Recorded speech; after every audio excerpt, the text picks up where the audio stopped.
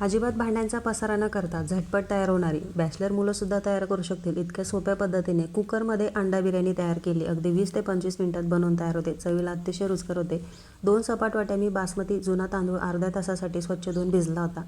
आता 6 अंडी उकळून घेतलीत, त्यांना साल काढून कट मारून घेतलीत.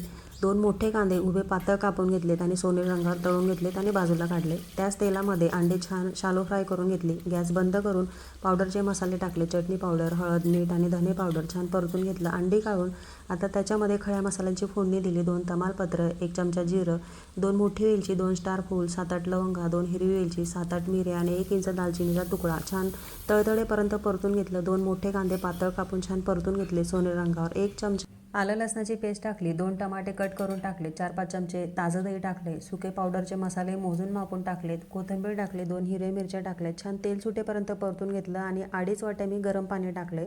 चवीनुसार मीठ टाकलं आणि तांदूळ टाकून छान उकळी येऊ दिली. उकळी आल्यानंतर त्याच्यामध्ये मी अंडी रचून दिली. छान कोथिंबीर, कांदा आणि 2 चमचे साजूक तूप टाकून छान रचून दिलेत. परत कांदे, कोथिंबीर, आवडत असेल तर पुदिना जरूर टाका.